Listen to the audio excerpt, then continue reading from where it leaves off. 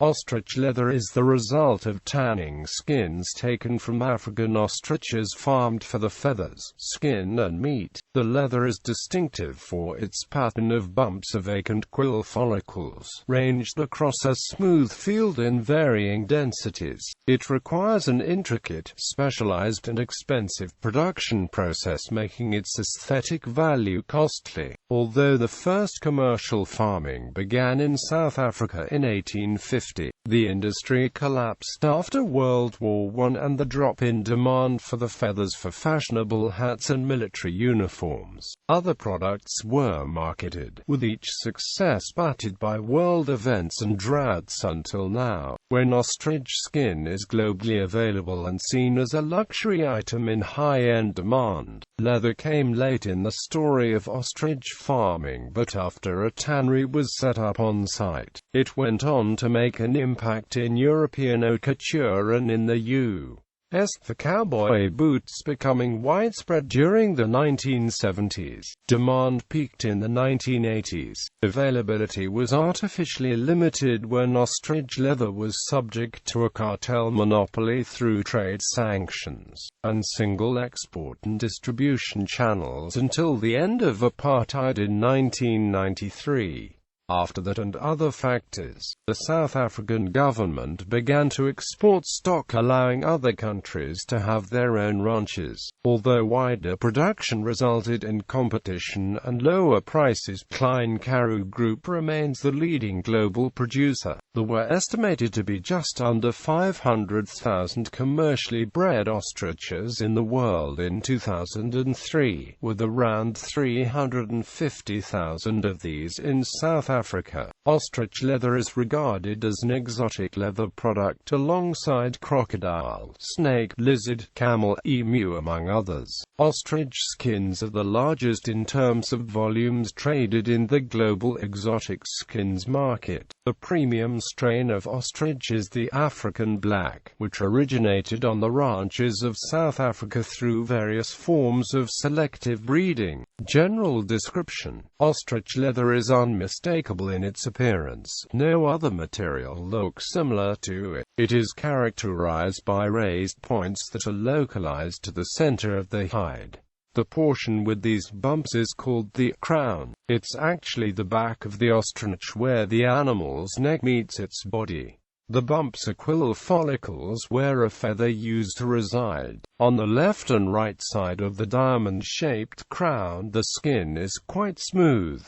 In fact, only about 1/3 of the whole skin has quill bumps. Since the crown is the most sought-after portion and since it constitutes such a small area of the skin, full quill ostrich products are considerably dearer when compared to bovine leather. This, along with the fact that it is one of the strongest commercial leathers, leads ostrich leather to be seen as a luxury item. History: feathers. The commercial farming of ostriches first began in the 1850s when pioneering farmers located in Oudtshoorn, South Africa, saw great economic potential in harvesting ostrich feathers. Horse-drawn carriages made large, dramatic hats fashionable. Ostrich feathers are some of the most intricate and grandiose in the world, so it only made sense to use them in this new age. During this period of the late 19th and early 20th century, South African ostrich farmers made a fortune. However, the good times came to an end. Henry Ford began to mass-produce the automobile, which made large stylish hats for women virtually obsolete. The onset of World War I put the final nail in the coffin of the ostrich feather industry. The same barons who were making a fortune soon found themselves on the verge of poverty.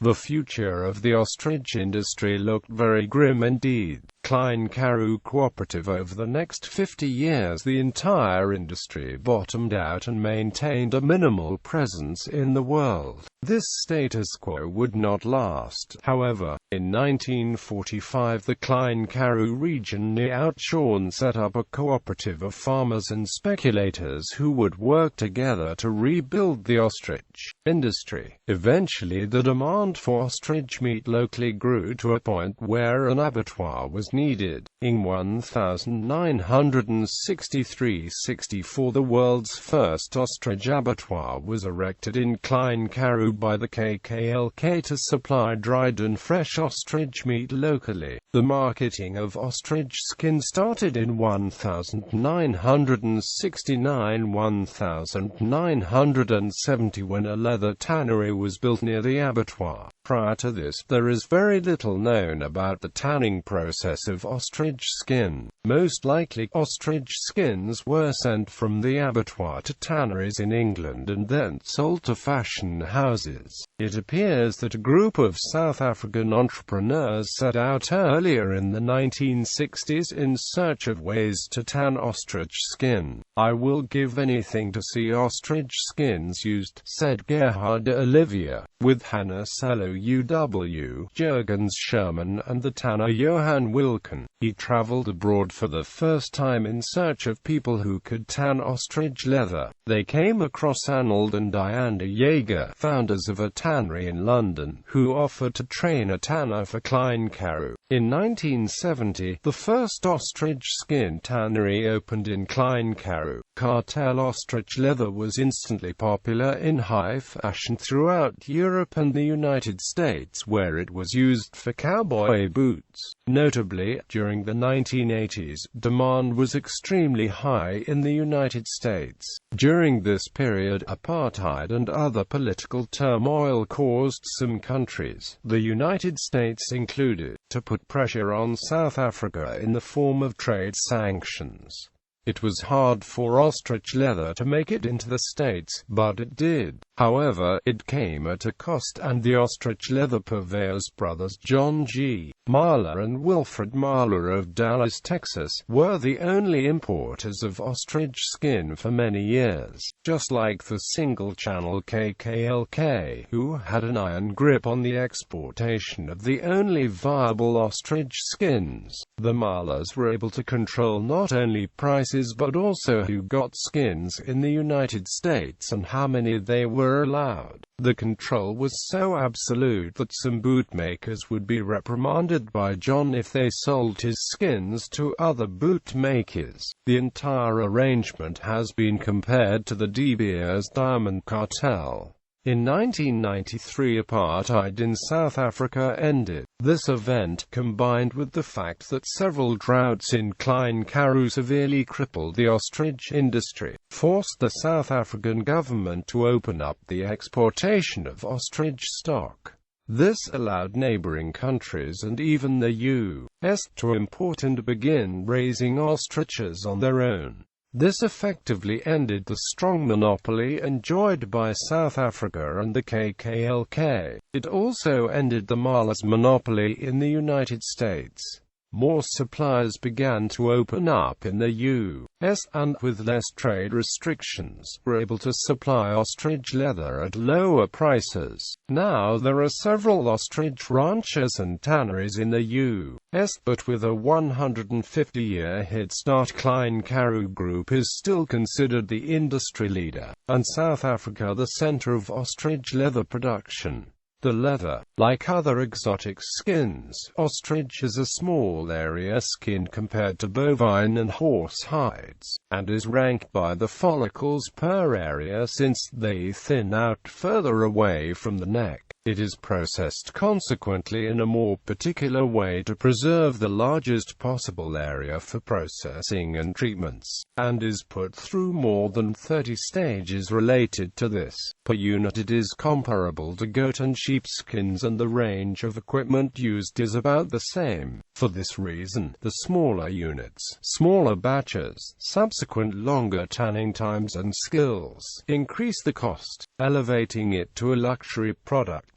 Chemical measurements must be precise to avoid mistakes and waste to produce a beautiful, finished skin. Skins are tagged, production takes time and quality standards are high. Lime is added, removed and redone after days of processing, and expert clipping prevents skins from tangling with each other. Pigmentation is bleached out of the skin. There is tanning and more tanning with mold prevention along the way. A well-finished hide necessitates necessarily receives high-quality colors and finishing dyes to industry and market standards. Size: the average size of a prepared ostrich skin which can be used with success in most applications is around 16 square feet. The size and thickness of the skin, as well as follicle development, is influenced by maturity of development of the birds at the time of slaughter. Currently this is variable depending on production methods. Processing: the production process is tabulated in 3 stages: raw, crust, and finished product. At the first stage, the raw materials are pre-soaked, then cleaned, fleshed and picked over several times, trimmed, weighed, chromed, tanned using chromium sulfates and other chromium salts, and so on, involving 15 steps, the last being the wet blue product where it is wrung and set out. The second, or crust stage, involves 10 steps, with side trimming and finer cutting, dyeing and drying to produce crust leather product.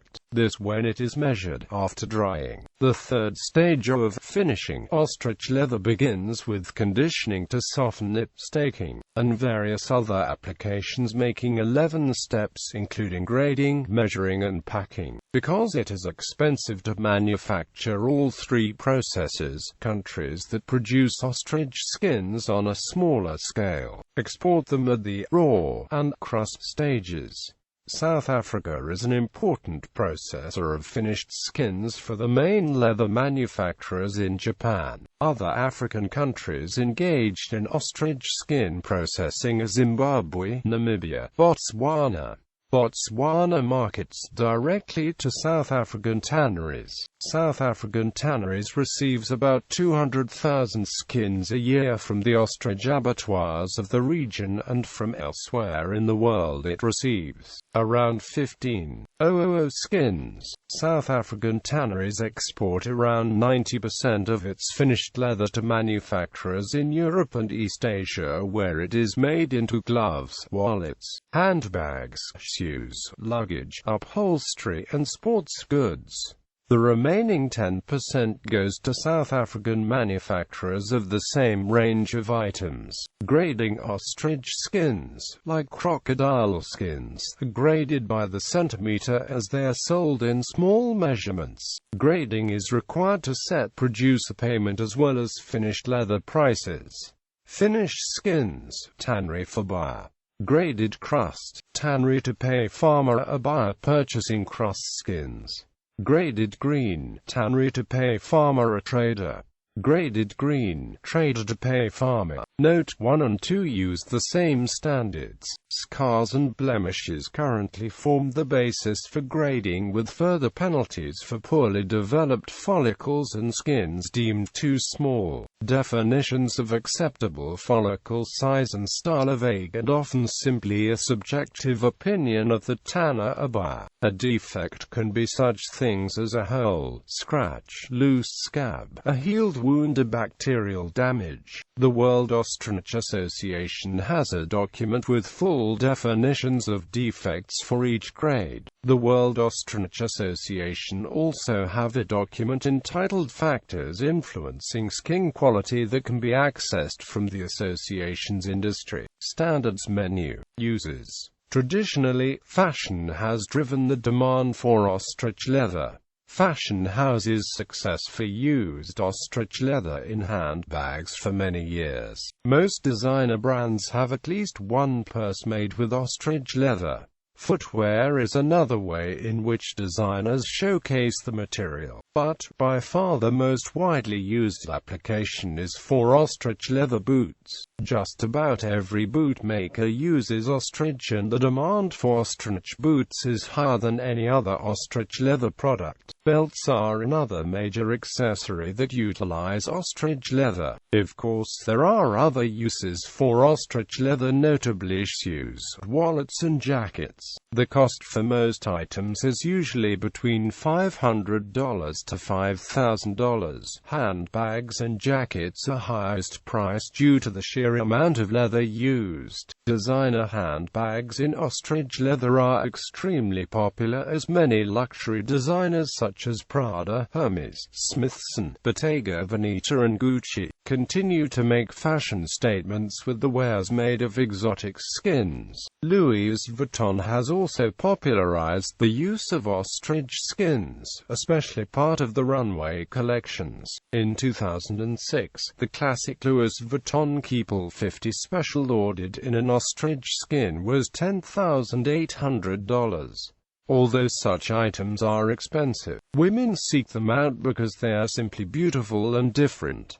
It is quite easy to recognize an ostrich handbag. Different geographic regions have different demands for ostrich leather. For instance, Japan has an especially strong market for ladies' handbags, while the southern United States has many consumers of ostrich boots. Extended applications. Ostrich leather has also made a name for itself within the street and skate cultures, as it has been featured on several skate shoes, most notably the Nike Dunk Low Pro SB Ostrich. Aside from fashion designers, the automotive industry is a heavy user of ostrich leather. Car seats, dashboards, motorcycle seats, and/or panels can all be covered or accented with ostrich leather. Most aftermarket car and motorcycle shops can alter seats by applying ostrich leather as seat inserts. Many luxury car manufacturers offer ostrich leather seats from the factory. This practice is especially popular in European countries. During the 2008 to 2010 ostrich leather started to be used for sporting footwear. Well-known Mexican soccer brands such as Puma have adopted new range of ostrich leather soccer boots launched during the 2010 FIFA World Cup in South Africa.